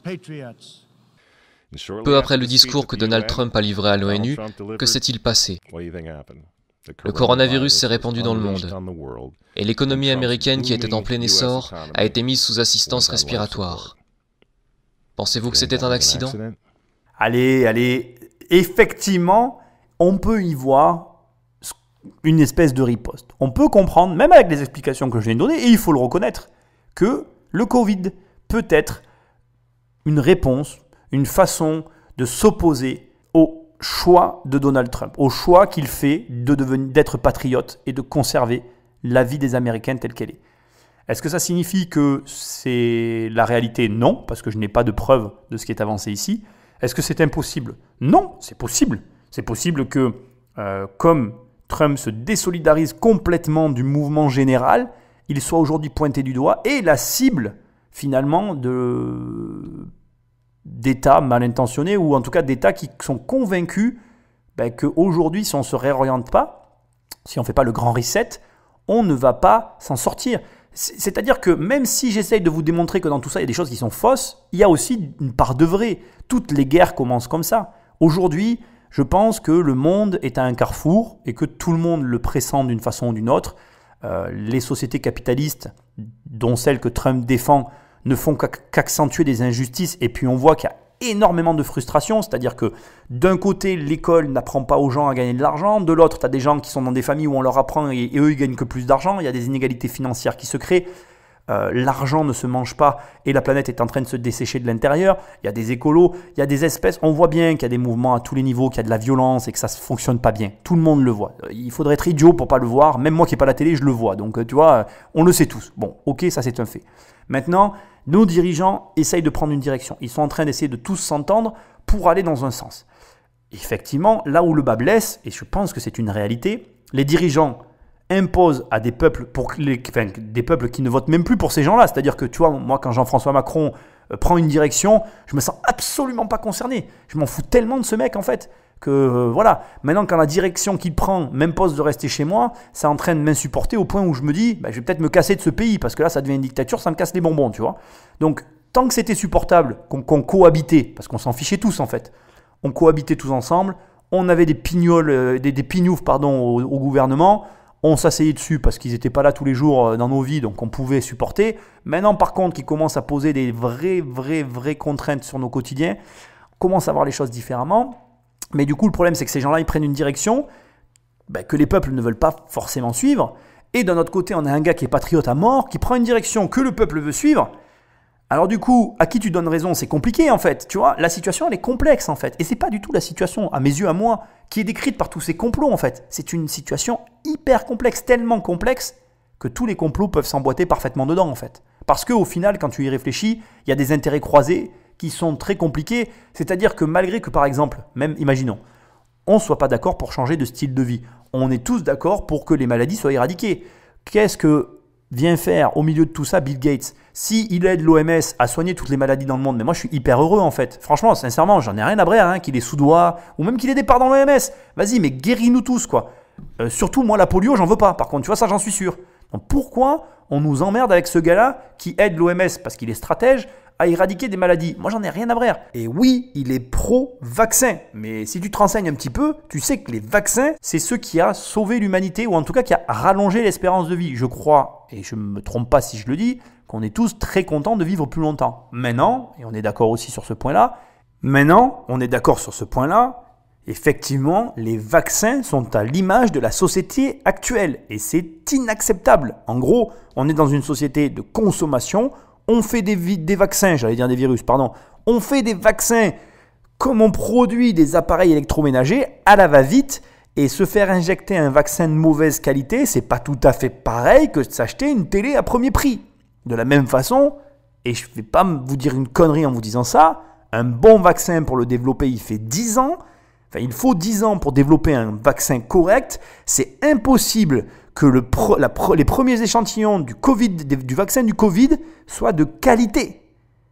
Bon, on ne va pas s'éterniser sur ce sujet parce que sinon on va y passer des heures. Mais en gros, tu as compris l'idée. Mais c'est compliqué en fait, parce que tu ne peux pas demander à une société de devenir une société capitalistique, une société de consommation, sans que la consommation ne devienne pas le modèle même de la société. C'est-à-dire que si tu choisis comme modèle une société de consommation, où tu dois toujours produire en permanence, bon ben, même tes antivirus, ça va devenir des produits au final, parce que tu as un modèle que tu calques à tous les strates de ta société. Il n'y a que la France qui croit encore, comme quand on était enfant, on croyait au Père Noël, qu'il est possible d'accoucher de modèles hybrides. D'ailleurs, l'hybridation d'un modèle qui est le nôtre, à savoir à moitié socialiste, à moitié capitaliste, on n'a qu'à voir le résultat. Je te le dis sans surprise, ça ne marche pas. Il vaut mieux être à gauche ou être à droite, mais le milieu, ça n'a jamais fonctionné. Enfin, moi, c'est mon avis. Bon, voilà. Ce n'est pas des idées politiques que je véhicule. J'essaie juste de te dire que tu choisis un modèle et tu fais avec. Et t'arrêtes de te plaindre. Adapte-toi-y. Au lieu de te là, il y a ça qui va pas, il faut ci, il faut ça. C'est bon. Si ça te plaît pas, change ou tais-toi. Mais arrête de te plaindre. Voilà. C'est mon avis. Mais là où je veux en venir, derrière tout ça, c'est que tu as deux idéologies qui s'affrontent aujourd'hui. Et le problème, c'est qu'on va aussi être franc. Il y en a une qui est vraiment en minorité. C'est celle de Trump. Il est tout seul. Il est tout seul. Même si son État est fort, il est seul à prendre ces décisions-là. Et ça dérange. Ça dérange parce que quand tu es seul face au groupe, c'est rare d'être face à un individu qui est capable de tenir tête à tout le monde. Et il n'y a que Donald Trump qui est capable de faire ça. Il ne faut pas se voiler la face. Et c'est pour ça qu'aujourd'hui, tout le monde pousse pour avoir quelqu'un d'autre parce que tout le monde espère pouvoir ramener les États-Unis dans le droit chemin. Alors, le droit chemin, entre guillemets, parce que ce qui est inquiétant, c'est que tous ces Jean-François qui s'entendent entre eux, ce sont pour la plupart que des incompétents. Je veux dire, si le modèle français était si bon, tous les pays l'auraient adopté depuis longtemps. Ça se saurait, je te rassure. Ce n'est pas le modèle adopté par l'ensemble du monde. Rassurons-nous. Bref, je ne vois pas de complot. Je vois un vrai problème structurel auquel on est confronté. Je ne vois surtout aucune vraie solution. Il faut être franc. Et je vois que nous, on est au milieu de tout ça et qu'il va falloir qu'on s'oriente. On va continuer ce petit reportage. Parce que mon but ici, c'est pas non plus de t'orienter, même si tu t'attends peut-être à ça. Mon but, c'est de te décrypter ce qui se cache derrière tout ça. Et sincèrement, c'est vraiment un problème d'entente générale et d'orientation générale. Et une orientation, elle se prend en fonction des cartes que tu as dans les mains. C'est-à-dire que, encore une fois, comme je te l'ai dit tout à l'heure, si Trump peut se permettre aujourd'hui d'agir comme il agit, c'est parce qu'il a les gaz de schiste qui sont en train de devenir plus ou moins rentables. Même si je pense qu'en dessous d'un certain seuil, ils ne le sont pas, mais ça c'est mon avis personnel, mais bon voilà. Et 2, il a Tesla, et s'il garde suffisamment d'air pour laisser à Tesla le temps de prendre la place qu'il se doit, il a peut-être une porte de sortie qui se dessine devant lui, au-delà de ce que je pense beaucoup de pays imaginent. Bref, continuons. Donc quand ils vous disent, et qu'ils nous disent à tous, de rester à la maison, de porter un masque, pour que grand-mère ne tombe pas malade, vous devez comprendre ce qui se passe vraiment. Ils ne se soucient pas de votre grand-mère. Ils ne s'occupent pas des personnes âgées. Ils ne se soucient pas des bébés. Ils veulent les avorter, afin de pouvoir sauver notre société. Ils avortent des millions de bébés dans le monde entier. Ils ne se soucient pas des bébés, ils ne se soucient pas des personnes âgées. En réalité, si vous voulez sauver votre grand-mère, dites aux mondialistes de rester loin d'elle. Eh bien là, bizarrement, je suis d'accord. Et là, c'est marrant, malgré une construction totalement loufoque à mes yeux, ce point-là est un point avec lequel je suis d'accord, à ceci près que je vais quand même nuancer des propos. Le fait qu'ils avortent des bébés, bon, je ne vais pas rentrer dans ce débat, j'ai pas envie de parler de ça. Par contre, je vais te dire qu'effectivement, je suis d'accord. Je pense qu'il y a une volonté de sauver un mode de vie, une société. Et je suis d'accord aussi sur un autre point qui est un peu moins évident, mais qui doit être précisé, c'est qu'en fait, ils nous voient comme des feuilles d'impôt. Tu ne peux pas débloquer des milliards comme ils l'ont fait là pendant le Covid. Tu ne peux pas avoir donné autant d'argent à autant de gens sans attendre en retour que ces gens payent des impôts. Si jamais on meurt, on ne paye plus ses impôts. Et si on ne paye plus ses impôts, comment ils remboursent? Ils ne remboursent pas. Et on en vient du coup au sujet de l'émission, le Grand Reset, interprétation qui a été donnée par une autre tranche de la population que je n'ai pas encore évoquée, qui consisterait à dire « nous effaçons toutes les dettes et on repart fresh start ». On repart frais comme un lardon, on n'a plus de dettes, on peut à nouveau redépenser de l'argent qu'on n'a pas. Alors moi j'aurais plein de choses à te dire, l'émission dure déjà des heures, elle va durer des heures, mais moi j'y crois pas trop au Grand Reset. Personnellement, si tu devais là me dire, aujourd'hui Nicolas, s'il devait y avoir une manœuvre politique visant à spoiler par exemple tous les Français, et que tu me dis quelle serait-elle, ben, je te répondrais les assurances vie. Si à moi tu me dis, Nicolas, qu'est-ce que tu penses qu'ils vont faire comme manœuvre politique pour nous spoiler, je te dirais les assurances vie. Ils vont prendre l'argent des assurances vie et bim, ils soldent la dette. Et d'ailleurs, honnêtement, si j'étais un Jean-François, c'est ce que je ferais parce qu'en assurance vie aujourd'hui, il y a le montant pour couvrir notre dette, ce qui est assez rare dans un pays en général, parce que tu vois, tu prends les Américains, il n'y a pas d'argent sur les comptes, je te rassure. Donc eux, non seulement ils consomment beaucoup, mais comme ils dépensent tout, il n'y a pas d'histoire, il n'y a pas de débat. Ils n'ont pas les sous de toute façon, il est déjà dépensé. Mais nous, on a l'argent. Donc nous, on a une solution de repli et il y a une loi, la loi Sapin 2, je crois, qui a été votée à cet effet. Donc il y a une double peine, c'est que déjà, et d'une, c'est déjà prêt à être enclenché comme plan. Et deuxièmement, c'est une vraie solution de repli parce que le nombre de gens qui ont plus de 100 000 euros sur un compte, si je ne te dis pas de bêtises, je crois que c'est moins de 15% des Français. Donc maintenir, ou en tout cas contenir, 15% de manifestants dans les rues, ils sont capables de le faire. Spoiler 50% des propriétaires en créant un impôt sur les résidences principales payées, c'est plus compliqué parce que 50% des gens dans la rue qui vont attaquer l'Elysée, ils s'en sortiront pas. 15%, ils s'en sortent. Donc tu vois, si tu réfléchis en termes d'intérêt et de possibilités, tu comprends que le grand reset, en tout cas pour la France, de mon point de vue, n'arrivera pas. La spoliation sur les comptes d'assurance est beaucoup plus probable. C'est mon avis personnel, c'est encore une croyance personnelle, c'est ce que je vois. Après, on reste des feuilles d'impôt. L'argent débloqué reste de l'argent du bénéfice d'impôt futur qui va être encaissé, sur lesquels il compte. Mais là encore, mon explication peut être remise en cause parce qu'ils ont besoin de nous sauver pour qu'on puisse payer les impôts. Donc même si la raison est mauvaise, il y a quand même le fait de sauver nos vies. Donc tu ne peux pas complètement les blâmer. Tu comprends? S'il y a une volonté de sauver l'être humain d'une façon ou d'une autre, bon, moindre mal. On va dire que c'est différent que la volonté de tuer. En tout cas, c'est comme ça que je vais essayer de positiver la situation. Après, voilà, je diverge de la raison profonde.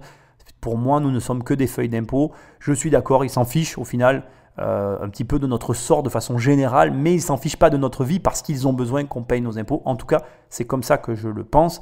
Et ça m'amène sur un dernier point qui ressort, je pense, naturellement de cette émission. Tu le comprends, il y a un mouvement général de pensée auquel des élites adhèrent ou n'adhèrent pas. Et je pense que ce mouvement général de pensée qui est le mouvement actuel, qui consiste à changer nos modes de vie, correspond aussi à ce qu'on est en train de vivre avec le Covid, qui peut effectivement avoir un lien avec ce fameux grand reset, c'est-à-dire que tout se recoupe un petit peu. La théorie du choc, c'est ça, on est en train de vivre un choc, et c'est un petit peu le moment pour initier des grands changements dans notre société, s'il devait y en avoir. Donc, même si c'est très mal dit, et absolument pas bien assemblé en termes d'explication, je reconnais que il peut y avoir d'une certaine façon une forme de vérité parce qu'il y a des événements qui coïncident et donc qui pourraient permettre à l'avènement peut-être de nouvelles réalités, voilà, en tout cas d'un nouveau quotidien qui sera le nôtre, mais lequel je ne le sais pas et sous quelle forme je ne le sais pas non plus.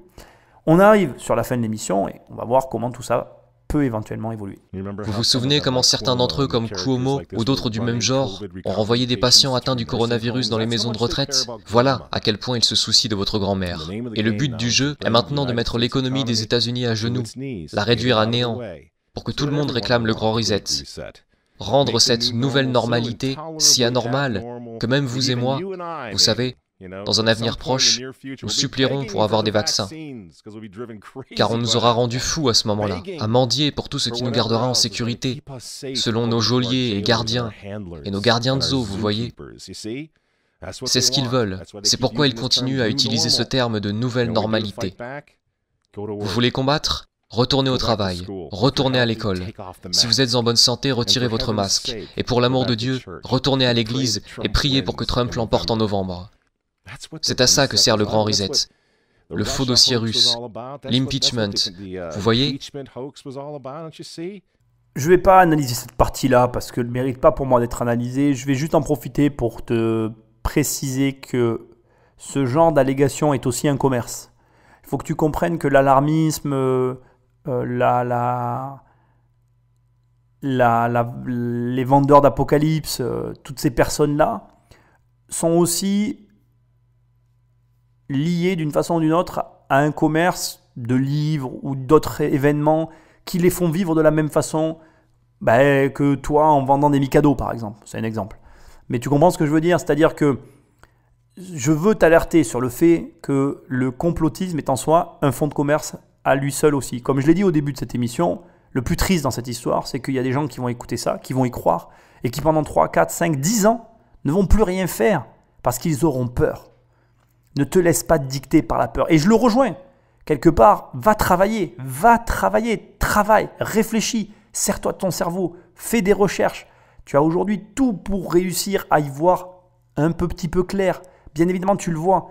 Même moi ici, je n'ai pas toutes les réponses. Et on n'aura jamais toutes les réponses. C'est tellement compliqué. Il y a des enjeux à des échelles différentes, sur des sujets différents qui s'entrecroisent. Et c'est ça la complexité. Ça s'entrecroise. Aujourd'hui, le Covid a un impact direct sur l'économie. Et bien évidemment que cet impact, il ne peut pas être ignoré. Maintenant, de là à créer tout autour de ça un complot mondial, ça sous-entendrait que à l'échelle mondiale, des gens François s'entendent pour fomenter un retournement complet. Mais quand tu les vois parler à l'Assemblée, ils ne sont même pas capables de se parler. Ils ne sont pas capables de se parler, ils se crient dessus. Ils ne sont même pas capables de s'entendre. Regarde, tu prends juste l'exemple de la France. Ils votent une loi quand il y a un président, l'autre président arrive, il la défait pour la refaire quand le prochain arrive ensuite. C'est que ça. On fait, on refait, on défait, on refait, on refait. Comment tu peux croire que des gens qui ne sont même pas capables de s'entendre en parlant la même langue dans le même pays, sous le même drapeau, arrivent à s'entendre avec des langues différentes, des cultures différentes? Non mais laisse tomber. Le seul truc que je crois et qui est inquiétant, c'est ce que je t'ai dit, c'est qu'il y a un consensus qui est trouvé sur le fait que la Terre a des ressources limitées qui sont en train de se faire bouffer par un seul et énorme pays. Et oui, là où il y a un élément qui peut être vrai, c'est que ça peut mal finir parce qu'à un moment donné, comme je t'ai fait mon petit jeu tout à l'heure, quand il y en a un qui prend 4, quand tous les autres prennent 1 ou 2, et quand à l'arrivée de la facture, il y en a un qui a tout pris et qui n'a rien laissé derrière lui, tu sais comment ça termine généralement ce genre de cas. Ça finit en guerre. Voilà, c'est ça la vérité. Donc oui, il peut y avoir une guerre, et comme ça fait longtemps qu'il n'y en a pas eu, ça peut arriver. Mais ça ne sera pas une guerre pour des raisons d'entente comme il y a pu y avoir, ou de petits bouts de terrain qu'on se bagarre. Non, ça sera une guerre pour les ressources de la planète. Et ça pourrait être dramatique, parce qu'aujourd'hui, il y a un peu des armes nucléaires qui se baladent partout, et on ne sait pas trop qui c'est qui pourrait appuyer sur le bouton. Bref, essayons de conclure cette émission qui, j'espère, ne va pas tomber dans le catastrophisme négatif. Voilà. L'idée, c'est pas de te faire peur. L'idée, c'est de te montrer qu'il y a des enjeux qui nous dépassent, mais que toi, tu vis ta vie à ton échelle, et qu'à ton échelle, il faut que tu trouves un axe qui te permette à la fois d'appréhender et de comprendre ce qui se passe, tout en gardant du sang-froid, de façon à prendre des décisions constructives pour ton avenir. Parce que, je suis désolé, mais au fin du fin, on parle de tous ces gens. Mais tous ces gens, est-ce qu'ils ont un vrai impact dans ta vie? Non. Est-ce que tu penses réellement que même s'il se passait le quart de ce qu'ils disent, ça va tout de suite t'impacter? Ben non, il va y avoir un temps de latence. Et si tu as mis en place des actions pour te permettre de ne pas te retrouver démuni, eh ben, c'est que ça qui sera utile dans des cas extrêmes. Alors la seule vraie question, c'est est-ce que tu agis pour des situations extrêmes? Et si oui, qu'est-ce que tu fais? Pendant 4 ans, ils ont essayé d'arrêter cet homme, car s'il renforce l'Amérique, s'il la rend à nouveau forte, s'il sauve l'économie une seconde fois, le grand reset n'aura pas lieu, le nouvel ordre mondial va être rejeté, et qui sait quand ils auront une opportunité comme celle du coronavirus à nouveau. Et ils le savent. Alors je vous pose la question, pourquoi détestent-ils cet homme? Ces gens, ces hommes, ils détestent Dieu, ils détestent les enfants, ils détestent la famille traditionnelle, ils vous détestent, et ils détestent Donald Trump, dont les opposants politiques d'ailleurs en ce moment sont en train de déboulonner des statues de saints, de frapper des policiers et de brûler des drapeaux. Vous dites que vous n'aimez pas Trump? Je suis désolé les amis, mais on s'en fiche, cela n'a plus vraiment d'importance. Vous pensez à la personnalité de Trump ou à ses tweets, mais regardez la situation dans son ensemble. Le choix est simple les amis. Levez-vous avec les Américains dès maintenant, ou tombez avec le nouvel ordre mondial dans un avenir pas si lointain. Il n'y a pas d'autre choix. Et le piège se referma sur moi. Nous voilà donc à conclure avec le nouvel ordre mondial. Alors écoute, je vais commencer par ça, parce que c'était finalement là un petit peu où je t'ai amené avec le grand reset, qui finalement va rentrer dans cette théorie-là aussi. Je pense que je t'ai assez bien montré sur un extrait, finalement, ma vision globale de tout ça. Pour moi, ce sont des intérêts croisés qui s'entrechoquent malheureusement, alors que une bonne façon d'avancer sur ce type d'intérêt, ça serait de s'entendre, mais là on est dans l'entrechoquement des idées. Bon, ok, t'as compris. Le nouvel ordre mondial, c'est quoi? C'est une formule utilisée pour désigner plusieurs théories du complot qui dénoncent un projet de domination planétaire à travers des institutions prétendument démocratiques, des institutions non gouvernementales ou bien des régimes totalitaristes. C'est une définition que je lis, ne crois pas que je sais ça de par cœur, je ne suis pas un fanatique, mais ça inclut un ensemble d'éléments. Comme je te l'ai dit, et c'est marrant, au final, quand on sort de ce décryptage qu'on vient de faire ensemble, en écoutant mes analyses, on finit par voir d'une autre façon une certaine forme d'imbrication. Je pense que tu l'as ressenti aussi. Tu arrives au final un petit peu aux mêmes conclusions que ce gars qui nous sort sa soupe de complotiste, mais il faut pas mal le prendre encore. Je dis pas une soupe de... Tu vas être surpris de la conclusion. Pour moi, et c'est comme ça que je vais conclure, je pense qu'il n'y a pas de jugement à avoir sur quelqu'un qui croit à la théorie du complot ou pas. Même si, je vais le reconnaître, ça a parfois tendance à m'agacer, parce que je vais être tout à fait transparent avec toi, je choisis de ne pas y croire. C'est-à-dire que, même si tu m'as amené tous les arguments mis bout à bout, avec les preuves bien évidemment, parce que ce qui manque le plus cruellement, et je te l'ai montré avec cet extrait, avec le détournement d'informations, notamment sur Jeffrey Sachs, donc le fameux promoteur qui travaille avec le Vatican, donc tu t'en rappelles, je ne vais pas la refaire. Si tu m'as amené donc toutes les preuves, eh bien comme je suis en train de te l'expliquer, je choisirais de ne pas y croire. Pourquoi je choisirais de ne pas y croire? Parce que je crois que c'est la quintessence de l'émission. Qu'il y ait complot ou pas, je choisirais de ne pas y croire, parce que choisir d'y croire, c'est remettre mon destin entre les mains d'une tierce personne. Je vais juste maintenant finir là-dessus, parce que je voudrais vraiment que tu prennes le temps d'y réfléchir, au-delà de ta croyance, que je respecte, parce que je veux que tu saches que je la respecte. Et je n'ai pas d'avis négatif, même si tout à l'heure j'ai pu employer le mot soupe du complot, parce que parfois, c'est un peu ce que je reproche aux complotistes, ça tombe dans de la soupe de mauvais genre, tu vois, quand là, avec ça, on détourne de l'information que tu peux vérifier en 5 minutes en faisant un peu des recherches, je trouve ça très dommage, ça les décrédibilise et j'aimerais qu'il y ait plus de recherches parfois, c'est mon avis personnel. Bref, quand c'est pas de la soupe et que c'est travaillé et que c'est bien amené, bien, je trouve ça très intéressant et c'est très bien. Mais la vérité, c'est quel est le bénéfice que tu en tires? Quel est le bénéfice que tu en tires? Imaginons que demain, je te montre le maître du monde. Je te dis, voilà, cette personne dirige ta vie. Quelle en serait la conséquence directe? Est-ce que, et laisse-moi te poser la question, tu aimerais avoir cette information? Moi, je vais te dire la vérité. Personnellement, je n'aimerais pas l'avoir. Je préférerais croire que je suis libre. Je préférerais croire que j'ai la capacité de choisir, même si c'était vrai. Parce que je n'ai pas envie de vivre en imaginant une seule seconde que c'est quelqu'un d'autre qui prenne les décisions à ma place. Et je n'ai pas envie de me donner une excuse, ou de m'en trouver une, ou d'avoir une excuse à mes échecs. Je veux être en mesure de pouvoir m'asseoir et me dire, voilà, là, tu as fait une erreur. Et tu aurais dû faire ça. Et je veux pouvoir m'en prendre à moi-même. Et tu ne peux pas t'imaginer comment j'aime m'en prendre à moi-même. Et tu ne peux pas t'imaginer le plaisir que j'ai à faire un choix et à me tromper. C'est un plaisir que je ne donnerai à personne et pour rien au monde. Parce que lorsque quelqu'un me donne un conseil et que j'écoute ce conseil et que putain la personne elle avait tort, tu ne peux pas t'imaginer comment là je suis vénère. Je m'en remets pas en fait. Ça m'énerve tellement que je me dis tout le temps, putain, je t'aurais dû t'écouter, t'aurais jamais dû écouter ce gars-là, jamais. Je ne supporte pas en fait, je jamais supporte, mais vraiment au plus haut point, d'écouter un conseil et que le conseil qu'on m'a donné, ben, la personne elle a eu tort. Les rares fois où j'écoute les gens, c'est très rare quand j'écoute quelqu'un. Tu peux me donner tous les conseils du monde, j'en ferai qu'à ma tête, c'est mon tempérament. Parce que je veux pouvoir m'en vouloir. C'est important pour moi de pouvoir m'en prendre qu'à moi-même. Si je dois m'en prendre à quelqu'un d'autre, alors là, je m'en remets pas. Je vais t'en parler toute ma vie. Je suis pas rancunier. Dieu sait que je suis pas rancunier, mais vraiment pas. Je suis un gars, ça te surprendrait. Il se passe un truc, 3 minutes après, c'est oublié, je m'en fous. Mais alors, pour moi, la rancune, ça sert à rien. Mais alors, par contre, mais Dieu sait que quand j'écoute un conseil qui est important à mes yeux et que j'y attache de l'importance et que le conseil est mauvais, bah alors là c'est destruction dans ma tête. Là, c'est le chaos.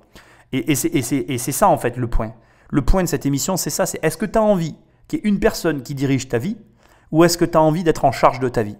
Et ça, tu peux être qui tu veux en fait. Tu peux croire en ce que tu veux. Ce que je suis en train de te demander, ça ne dépend que de toi. C'est ton choix, c'est de ton fait, c'est ta décision. Et de cette décision découlent les prises d'informations sur le sujet que je me retrouve à traiter aujourd'hui. Alors j'ai traité ce sujet pour faire plaisir à ma communauté qui avait envie que je le traite et je vous en remercie, c'est intéressant. Mais c'est de la recherche. Quand je vous explique le mode de fonctionnement de Bill Gates, vous pouvez aller constituer les statuts de l'OMS et répondre ça à ces mecs-là. Mais mecs, c'est une société étatique. Comment un être humain peut prendre des parts dans une société étatique? Un être humain n'est pas un État, ça n'est pas possible. Point. C'est tout, c'est juridique. Tu peux blablater tant que tu veux avec la personne, c'est techniquement impossible. Voilà, c'est tout. Après, tu peux, si tu as envie, me dire, mais oui, mais tu comprends à ce niveau-là, nanana, mais c'est du fantasme après. Et comme je l'ai dit dans une vidéo sur ma chaîne que je t'invite à aller voir, le fantasme ne te rapporte rien. Alors dans la vidéo, je te dis, le fantasme ne rapporte pas d'argent, mais ça ne te rapporte rien, c'est du fantasme. Et donc, c'est à toi à être capable de te dire, ok, à partir de là, je fantasme. Fantasme, si ça te fait plaisir. Le fantasme est bon pour la santé. Tu as le droit de fantasmer. Mais quand tu te remets dans la réalité, tes fantasmes, tu te les mets dans un coin de ta tête et puis tu vis réellement, dans la vraie vie. Tu peux fantasmer en te disant que Bill Gates dirige le monde, mais c'est un fantasme. Parce que techniquement, il n'en a pas les moyens. Parce qu'il a les moyens financiers, mais il n'en a pas les moyens juridiques. Parce qu'aujourd'hui, jusqu'à preuve du contraire, il n'y a pas de statut de maître suprême de l'univers. Et comme ce statut n'existe pas, je ne vois pas comment tu pourrais le prendre. Parce que je ne sais pas si tu te rappelles, mais on est dans une société de droit. Et tout est réglementé. Et oui, tu veux créer une banque en France, ben vas-y, fais-le. Et appelle-moi surtout. Explique-moi comment tu fais. Parce que figure-toi que quand j'étais jeune, j'ai été assez con pour essayer de voir comment il fallait faire pour en avoir une. Je peux t'assurer que tu n'y arriveras pas. Tout est fait pour pas que tu en aies une. Tu n'y arriveras pas. Cherche pas, tu ne pourras pas en avoir une. D'ailleurs, voilà. Ceux qui essayent maintenant se barrent dans d'autres pays parce qu'il y a des pays où tu peux en avoir une. Bref, ce que j'essaye de te dire, c'est que tu dois décider qui dirige ta vie. Et ça, je ne peux pas t'aider sur ce sujet-là. Je ne peux pas faire une analyse sur comment décider pour toi en fait. Ça, ce n'est pas possible. Je peux juste te montrer la porte en fait. Et il appartient à toi de la franchir. Donc, décide d'être le seul décisionnaire de ta vie. Et si tu prends cette décision, malheureusement, ce n'est pas vraiment compatible avec du complotisme. Après, si tu as envie d'être complotiste, sois-le, mais sois-le de façon intelligente, en faisant la part des choses et en t'empêchant pas de vivre. Moi, derrière tout ça, ce qui me gêne le plus, c'est de voir des personnes qui sont complotistes et qui s'empêchent de vivre, qui s'empêchent d'investir, qui se bloquent toutes seules dans cette situation-là, sclérosées par la peur, parce qu'une personne a la main mise sur leur petite existence. Et ça, il faut que tu fasses tout pour que ça ne t'arrive pas. Alors à ce stade, je voudrais quand même maintenant, basculer sur une dernière partie de l'émission, parce que je vais quand même le reconnaître, tu peux peut-être sortir d'ici avec un petit goût amer où tu te dis « mais finalement Nicolas, je ne sais pas ce que tu penses de tout ça ». Et donc, je vais quand même, sur la fin de l'émission, maintenant, dans cette dernière aparté, te donner mon opinion générale sur ce qui est en train de se passer. Alors, je te préviens tout de suite, ça ne va pas être simple pour moi parce que j'ai un avis très particulier, je vais dire ça comme ça, et donc, il faut le prendre avec des pincettes. Voilà, tout simplement. Mais je vais faire de mon mieux. Alors, premièrement, je vais te dire, j'ai fait quand même des recherches, que j'ai continué à travailler sur cette émission. Je vais déjà te dire ce que je pense du Covid-19. Je ne remets pas en cause l'existence de cette maladie et je ne vais pas dire que derrière la maladie, il y a un complot. Enfin, ça, ce n'est pas techniquement ma croyance profonde. Par contre, il y a une chose qui m'interpelle énormément, que j'ai entendu dans la bouche d'un virologue, oui, c'est ça, quelqu'un qui travaille sur les virus, qui disait que quand quelque chose est très contagieux, c'est généralement très peu mortel, et que quand quelque chose est très peu mortel, généralement c'est contagieux. Tout simplement parce que lorsqu'un virus est mortel et que tu l'as, tu es généralement mort avant d'avoir eu le temps de le transmettre. Alors qu'à l'inverse, les virus qui, eux, sont transmissibles et sont réellement se propagent, eh bien, ceux-là, en fait, ils sont pas mortels, ils restent dans ton corps. Alors peut-être que tu vas me dire la peste noire, Nicolas, mais la peste noire était véhiculée par les rats. Donc pour que tu aies une pandémie au sens où on a l'impression d'en vivre une, telle qu'elle nous est présentée par les grands médias, eh bien, il faudrait qu'il y ait un agent qui soit vecteur de la maladie, comme les rats, et qui permette d'infecter toute la population et de la faire mourir en fait.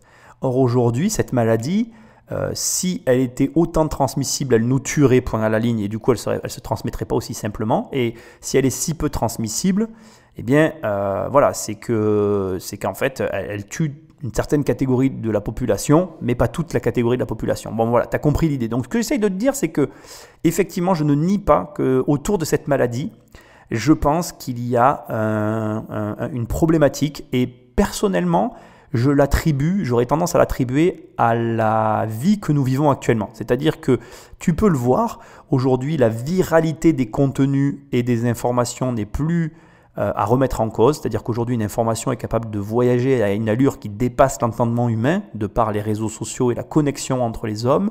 Et à l'inverse, une mauvaise information peut aussi se propager de la même façon.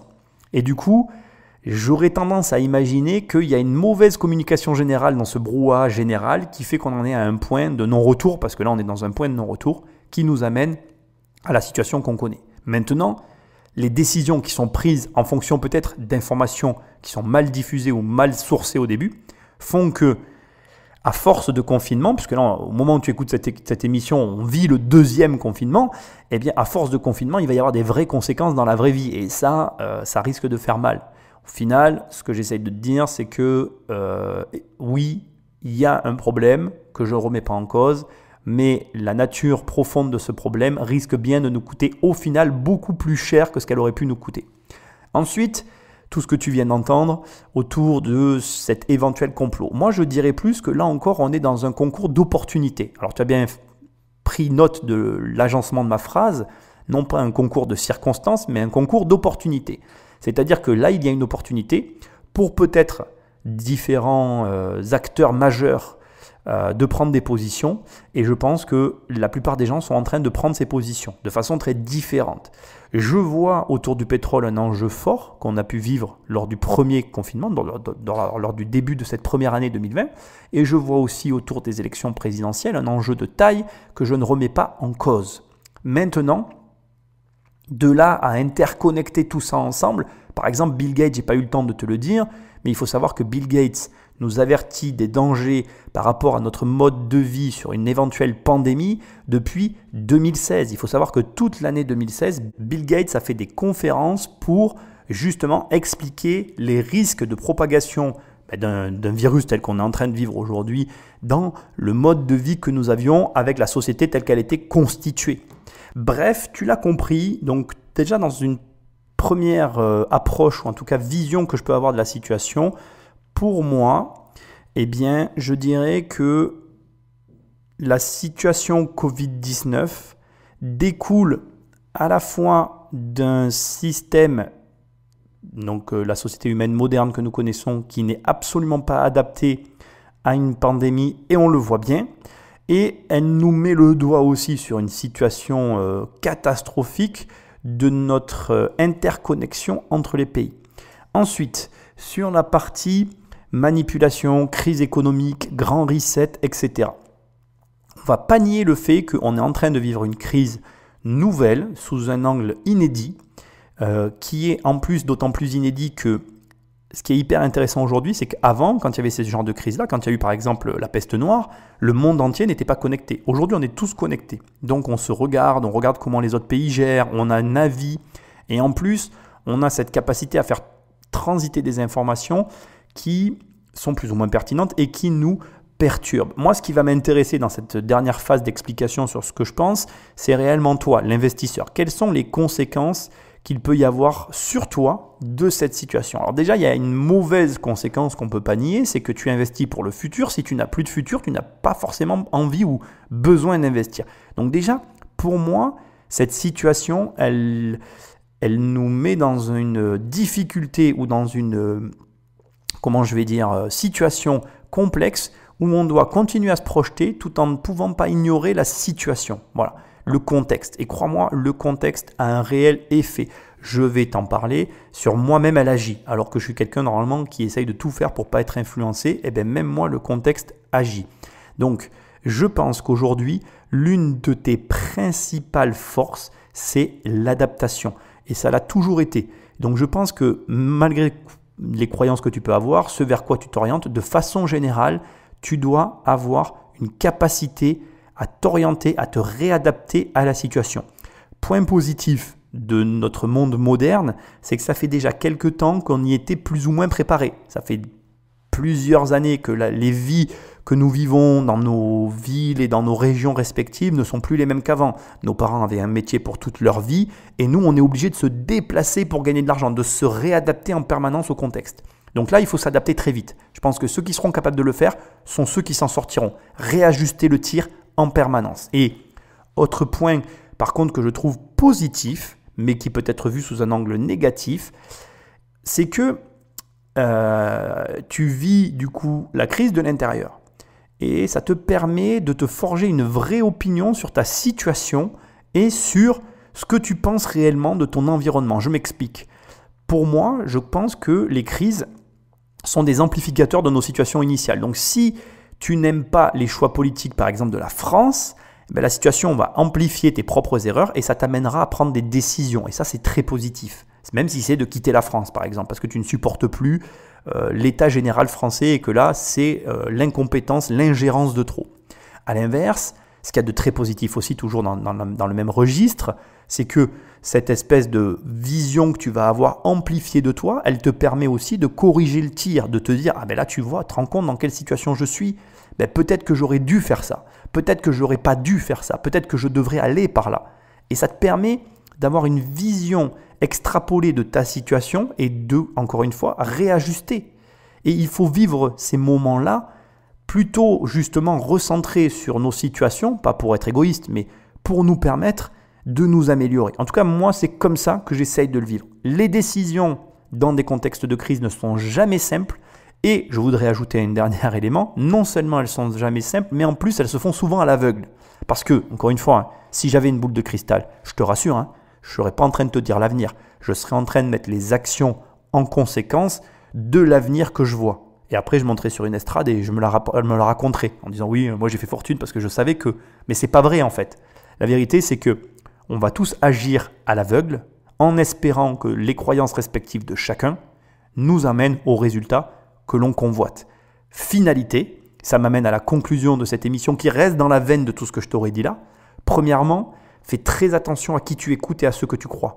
Deuxièmement, veille à ce que les choix que tu fais en termes de croyances et d'écoute d'informations que tu reçois coïncident, soient en corrélation avec les objectifs que tu convoites. Ce que j'essaye de te dire sur cette deuxième partie qui est quand même relativement importante, c'est que par exemple, beaucoup de personnes me parlent des États-Unis. Est-ce que tu penses que les États-Unis, les gens regardent les élections américaines comme si ce qui allait se passer aux États-Unis allait avoir un impact direct sur leur vie. Mais la vérité, c'est qu'à moins que tu aies des investissements aux États-Unis, ça n'aura aucun impact direct. ça n'aura toujours que des impacts indirects. Par exemple, si tu me dis ou tu es en train de te dire « Mais Nicolas, la crise de 2008, ça n'a pas eu d'impact direct, ça n'a eu que des impacts indirects. » Bien évidemment qu'il faut savoir ce qui se passe. Je ne suis pas en train de te dire « Ne t'informe pas du tout ». Je te dis juste que les informations que tu prennes, elles doivent avant tout te servir à te positionner pour continuer à aller vers ton objectif. Et ensuite, elles ne doivent pas te polluer pour t'empêcher d'agir. Veille à ça et crois-moi, quoi qu'il arrive, tu t'en sortiras. Tu sais pourquoi je le sais ? Parce que tu fais partie de la famille des investisseurs. Et ça me fait super plaisir. Bon voilà, écoute, on va en rester là sur cette émission, une émission contextuelle, une émission d'actualité. J'espère que tu l'auras aimé, assez bizarre pour moi à réaliser parce que j'aime pas trop parler de ces sujets-là. Fais-moi savoir si tu as aimé, pense à me laisser une note avec un commentaire, ça me fait toujours plaisir. Tu peux aller sur mon site immobiliercompagnie.com pour le livre, pour les programmes, pour tout ce que tu veux. Et moi je te dis à très bientôt dans une prochaine émission. Salut!